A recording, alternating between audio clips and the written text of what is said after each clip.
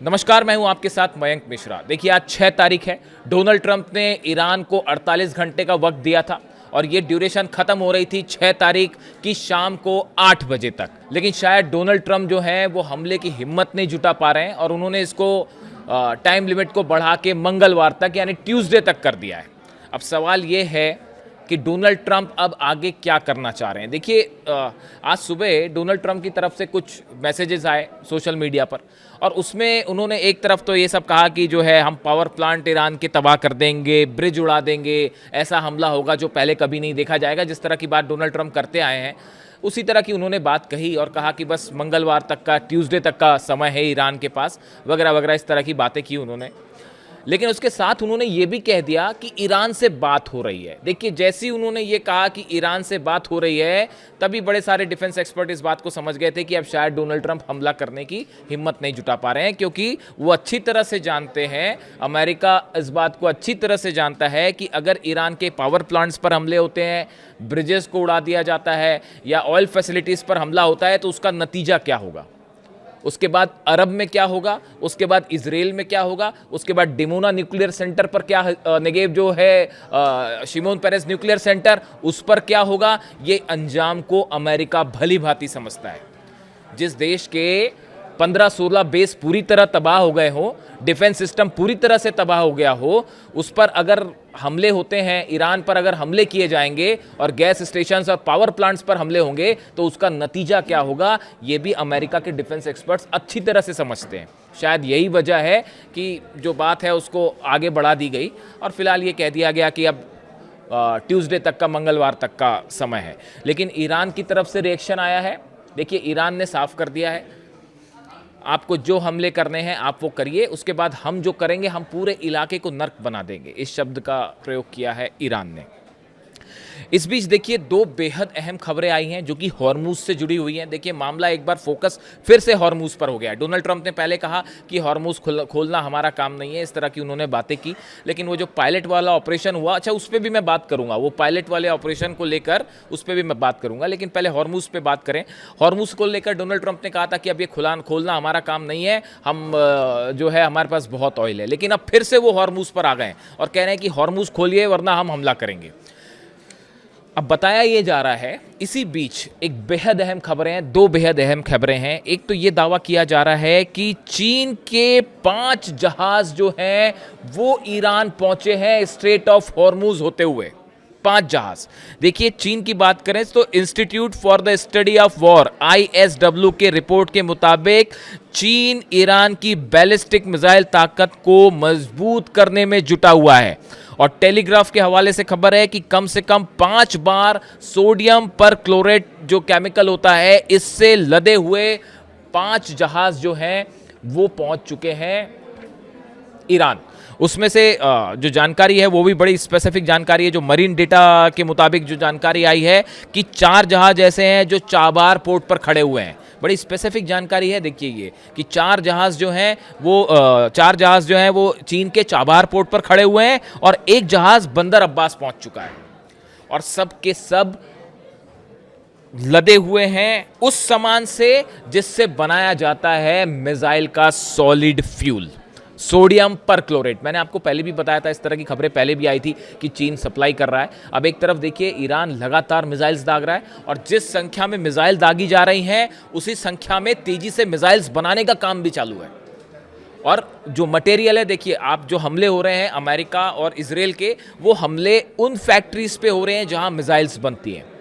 उन industrial areas को target किया जा रहा है जहां पे वो सामान बनता है जिससे मिसाइल बनाने के काम आता है। अब इसकी भरपाई कैसे हो रही है?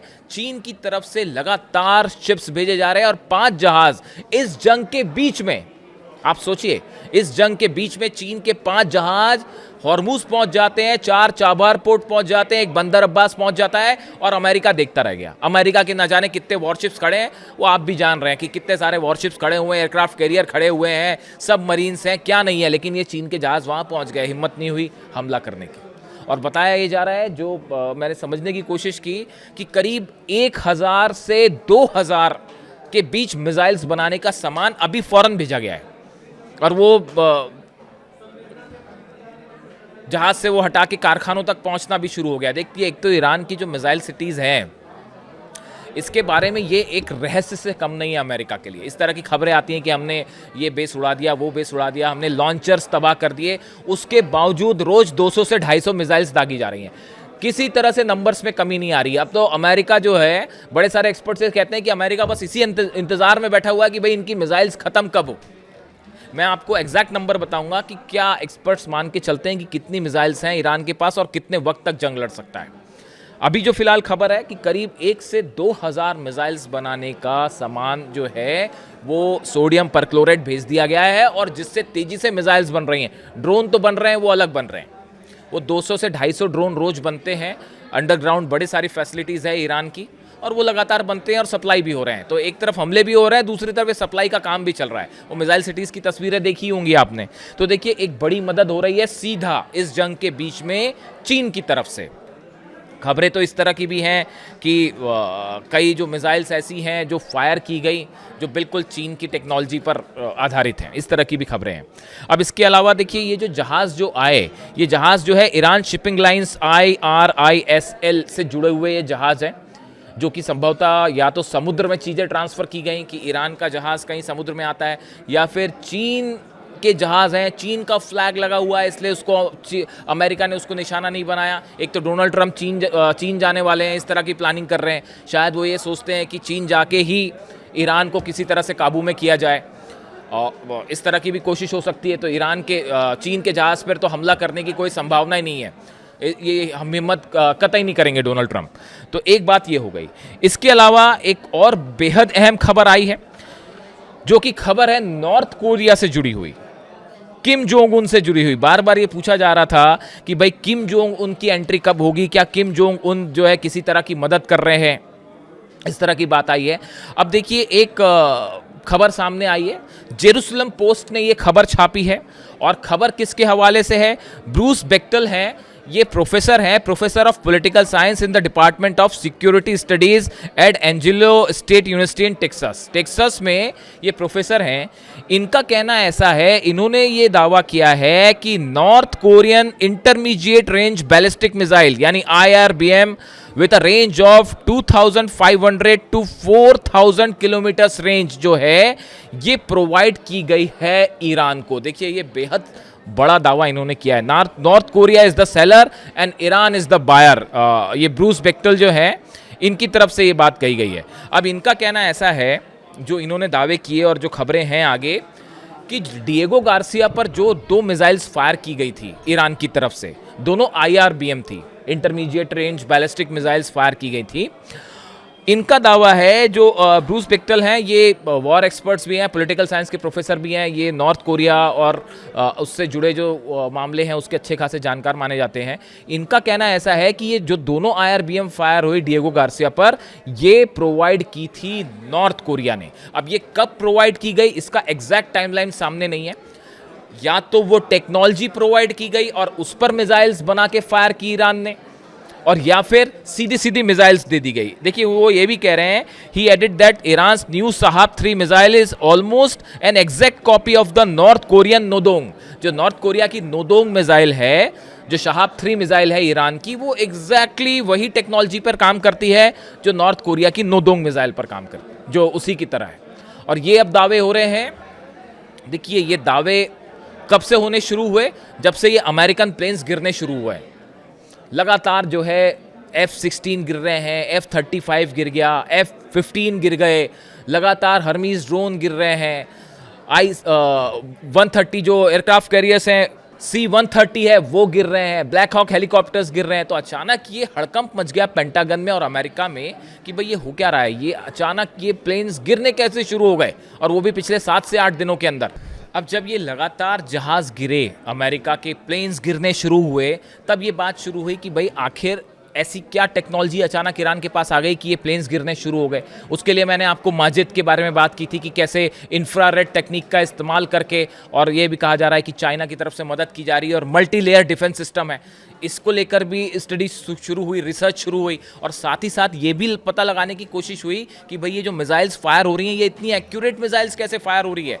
यूएई के इंडस्ट्रियल सेक्टर्स जो हैं वो जल रहे हैं, सऊदी अरब पर हमले हो रहे हैं, बहरीन पर हमले हो रहे हैं, और कई हमले तो इतने एग्जैक्ट थे कि जिससे पूरा अमेरिका हैरान है, दंग है। मैं एक्सपर्ट्स की बात कर रहा हूं, मैं पॉलिटिकल लीडरशिप की बात नहीं कर रहा हूं, मैं डोनाल्ड ट्रंप और जेडी वेंस और मार्को रूबियो की बात नहीं कर रहा हूं, वो तो जो है पॉलिटिकल मामला है। मैं एक्सपर्ट्स की बात कर रहा हूं, जो डिफेंस इंडस्ट्री से जुड़े अमेरिकन एक्सपर्ट हैं।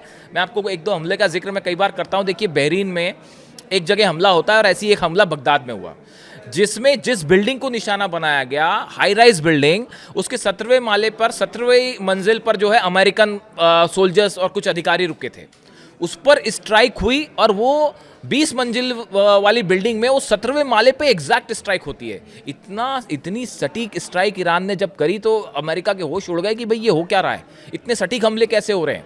थार्ड तबाह हैं, पेट्रियट तबाह है। ये अरब देशों के पास जो है करीब 2200 पेट्रियट मिसाइल्स थी ये जंग शुरू होने के बाद, अब वो सिर्फ 400 बची हुई हैं। ये ईरान की तरफ से जो हमले हो रहे हैं, आपको क्या लगता है कि बस ये हमले हो रहे हैं? जी नहीं, बड़ी प्लानिंग के साथ हमले हैं। ड्रोन्स अटैक कैसे करने हैं, कौन सी मिसाइल कब फायर करनी है, एक एक चीज प्लान्ड है, और कैसे अरब देशों के या जो भी अमेरिका के डिफेंस मिसाइल्स हैं इनको कैसे खत्म किया जाए। वहां जो इजराइल में आयरन डोम है और एरो जो है, बताया जा रहा है कि वो 80% मिसाइल्स खत्म हो चुकी हैं, सिर्फ 20% बची हुई है। अरब देशों के पास 2200 पेट्रियट थे, वो सिर्फ 400 बचे हुए हैं, ये कल तक की जानकारी है। अभी बीच में और जो हमले हुए मैं बताऊंगा आपको।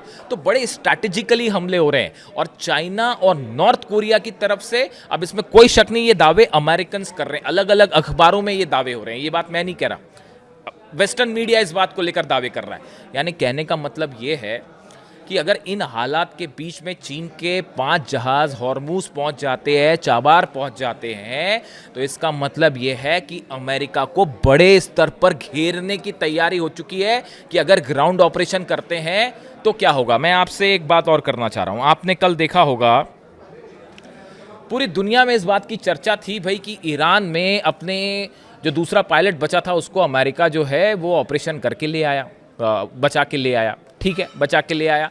इस बात के लिए हमेशा से ट्रेनिंग दी जाती है, हर कंट्री के पास इस तरह की ट्रेनिंग होती है, और अमेरिका ने पहले भी ऐसे ऑपरेशन किए। बड़ी तारीफ हुई अमेरिका की, अमेरिका ने भाई ये कर दिया, वो कर दिया, बचा लिया। लेकिन आप इसके पीछे की कहानी सुनिए। अगर आप मेरी राय मानेंगे, अगर आप मेरी बात सुने कि मैं क्या सोचता हूँ इस ऑपरेशन के बारे में, आप ध्यान से समझिए इस बात को। एक पायलट को बचाने के लिए अमेरिका को अपने 6 प्लेन्स गंवाने पड़े हैं, जिसकी तस्वीरें सामने हैं। 2 C-130 गिर चुके हैं, डिस्ट्रॉय हो गए इस पायलट को बचाने के चक्कर में। 2 ब्लैक हॉक हेलीकॉप्टर्स गिरे हैं, 2 ड्रोन गिरे हैं, जिसमें एक हर्मीज 900 है और एक MQ-9 है। यानी कि 6 जहाज जो अमेरिका के हैं वो इस पायलट के रेस्क्यू के दौरान तबाह हो गए। अगर अमेरिका के एक पायलट को बचाने में, जो कि ईरान की धरती पर था, उसे बचाने में अगर अमेरिका के 6 प्लेन तबाह हो गए, तो आप सोचिए कि अगर अमेरिका के 1000 सोल्जर्स उतरते हैं ईरान की धरती पे और उन सबको घेर लिया गया, तो फिर वो 1000 सैनिक या 2000 या 3000 जितने अमेरिका भेजेगा, उनको कैसे बचाएगा अमेरिका, और उनको बचाने के लिए कितने जहाज लगेंगे। जरा सोचिए इस बात को। 2 पक्ष थे इस कल पायलट वाली घटना के। मैं देख रहा था, मैंने बड़े सारे मीडिया आउटलेट्स देखे, बड़े सारे एक्सपर्ट्स की बात सुनी, तो अधिकांश लोग इस तरह की बात कर रहे थे कि भाई ये बड़ा ही सफल ऑपरेशन था ईरान का। लेकिन आप डोनाल्ड ट्रंप का गुस्सा देखिए, फ्रस्ट्रेशन देखिए।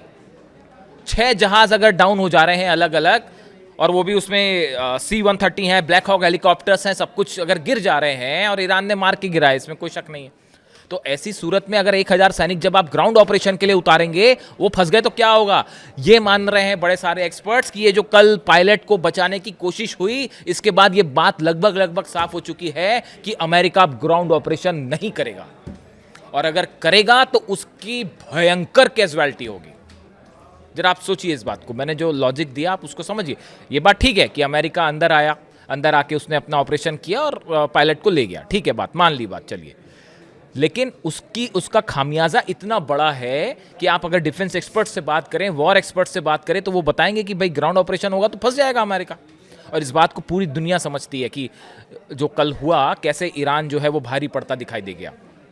खैर, अभी फिलहाल ग्राउंड ऑपरेशन करेंगे नहीं करेंगे थोड़ा मुश्किल ही दिख रहा है, क्योंकि डोनाल्ड ट्रंप की आप धमकियां देखें, उसका नेचर देखिए, बम्बार्डमेंट करने वाला है, वही एयर अटैक। यानी ईरान के पास अमेरिका के पास जो है कोई पुख्ता रणनीति नहीं है। मैं एक डेमोक्रेट हैं सांसद वहाँ के, उनको सुन रहा था, वो यही बात कह रहे हैं कि डोनाल्ड ट्रंप के पास कोई प्लान ही नहीं है, कि अटैक का कोई प्लान ही नहीं है। हॉर्मुज कैसे खुलवाएंगे, कोई प्लान नहीं है।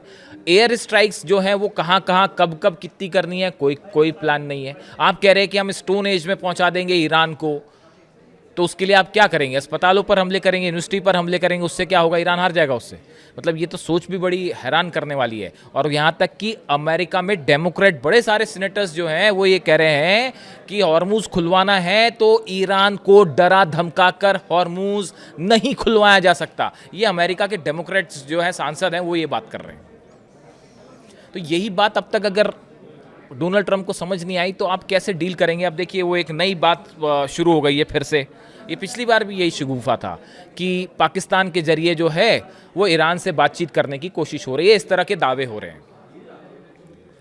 ये कुछ नहीं है, ये जो टाइमलाइन दी थी शाम को 6 तारीख की शाम को कि 8 बजे वो पूरी हो रही थी।